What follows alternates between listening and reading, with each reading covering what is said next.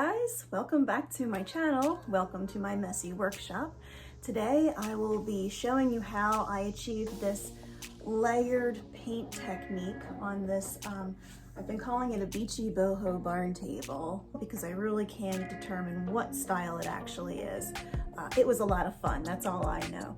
So I wanted to just take a minute and tell you that this was very easy, and in my video you will see just how easy it is. It's relatively 3 steps, plus or minus some like little sub steps in between, but it's basically paint, put it on with a technique, and then do a wash. I almost didn't make this video because this footage was shot in the vertical, so most of the video is that way. Sorry for the spoiler, but I did add some of the funny uncut parts in there to make it more interesting. So some people have asked to see this because I had also posted the video of how I did the top and how I stripped it down using dental tools. I will link that at the bottom in the descriptions to this channel so that you can watch that video if you wish. And I have to give credit to the ladies who inspired me with this paint technique. I did not come up with this on my own. I watched a couple of YouTube videos, one from Debi's Design Diary, where she does this really cool technique where she calls it the boat technique, or old boat paint technique, something like that. I'll link that one in too so you can check her channel out and also see how she did a layered paint technique.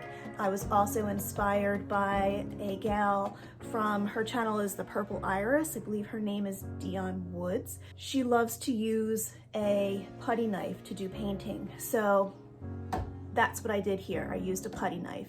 So kind of like a mashup of those two wonderful ladies and their inspiring pieces has inspired me to create something too, and it was a whole lot of fun, so I hope you try it.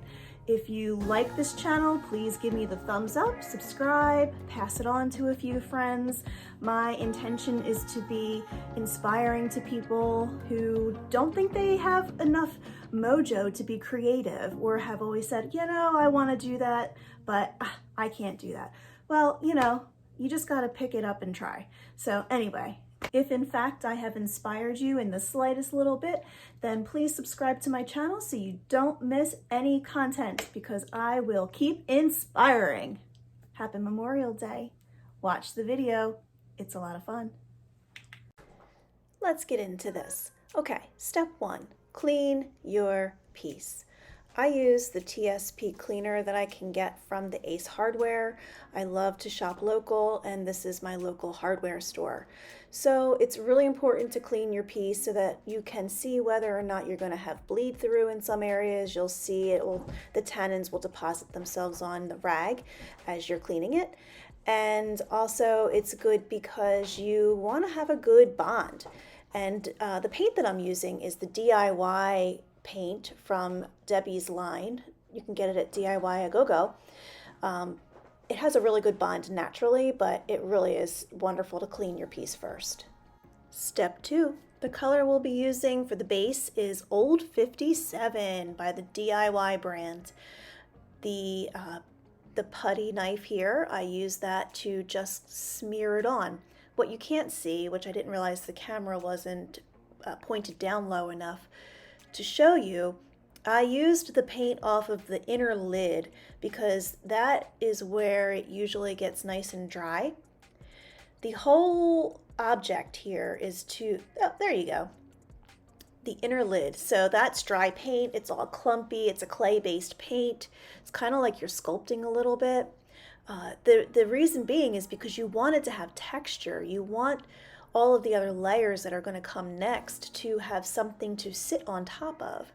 So I just went through and used that putty knife and put this paint on all over the piece. I didn't cover all of the nooks and crannies. Still some wood would show through, but it's just the base coat.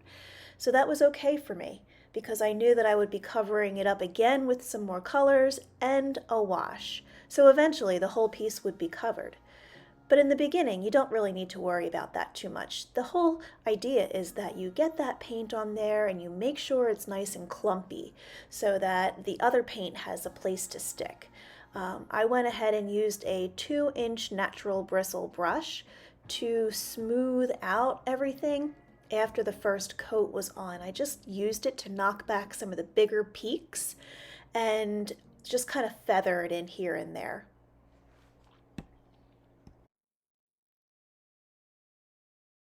And this is what it looked like when it was all painted. You can still see some wood showing through in some areas. No big deal. It will get covered. If you like what you're seeing so far, make sure you give me a thumbs up. And this is what I'm after right here. You see all that texture on there? That was the purpose of the putty knife, so that I could get a decent amount of paint on there, spread it around, let it dry. That's what I'm after. All that little texture is gonna dry, and then I'm gonna build it up with another color on top. And when I sand it back a little bit, all these bits where there's lots of texture paint will show through.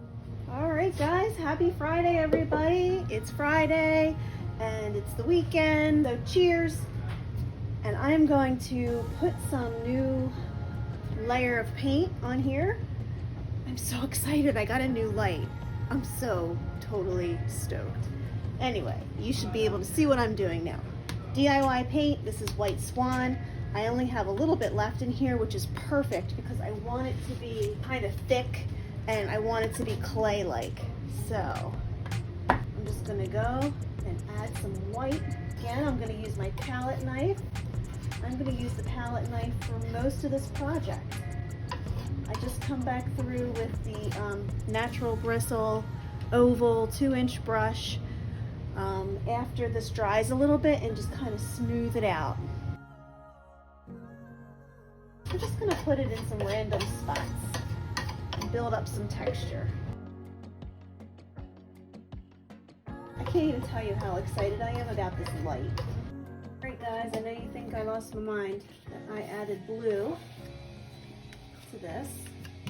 A little bit of Dixie Belle paint. Why not? Dixie Belle wants to join the party. This is Bunker Hill blue, and I thought for sure it would look awesome on here. Don't freak out. I think that this is the official freak out stage though. I think my thought is that I want this to look like it has lots of layers of paint on it. I think I've achieved that. Yeah. Yeah? So just to clarify, when it looks like there's been a big paint explosion, that's right where you want to be. For this project anyway. Yeah, I mean, it kind of looks like a bird pooped all over it. Which is perfect.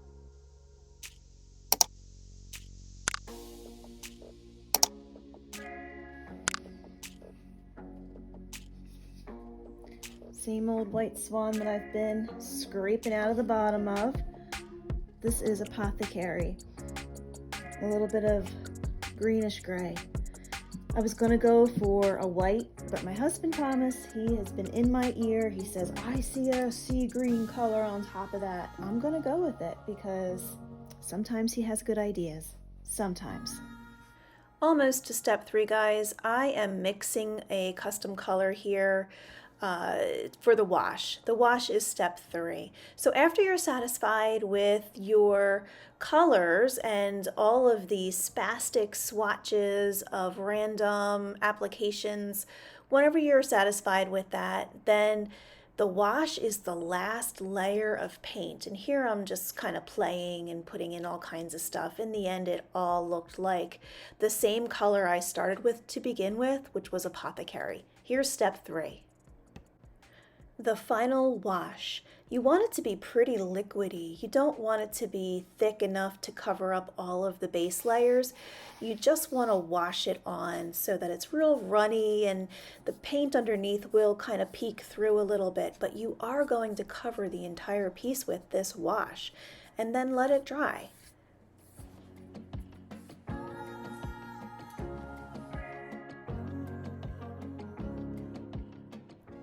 I had to put in a little glimpse of my little buddy Gus, always with me in the basement, always getting into trouble. We're going to reveal underneath of this blend of DIY paint that I mixed up the other day. We're going to wet distress and bring up some of the colors that are hidden under there. So this is a damp rag. And I wrung out most of the water, and I'm just going to use this damp rag to wipe back some of this paint. It's like magic. I'm not going to take it all off, just kind of in the areas where I think it'll look good. And if you go a little bit rougher, you'll get down to the bare wood. But I don't want a lot of bare wood, just in certain areas, like on the edges. I'll use my mister spray bottle and just give it a little bit of a mist so I have more control over how much paint comes off. I like to distress around corners and edges where it might look like it's been naturally aged. You could age and distress with a sanding block, but I also want to bring back some of the paint that's underneath, so the water on the rag helps that process. Alright guys, so this is the finished result of the Gus. So Gus just jumped up on my shoulder from the basement floor. Yeah, that was interesting. I suppose he wants to have some snuggle time. Make sure you seal your piece with a wax or a poly. I used wax here because it really brings out the colors, makes them pop. See, you can see the blue. Thanks for watching, guys. I love doing this. Ciao.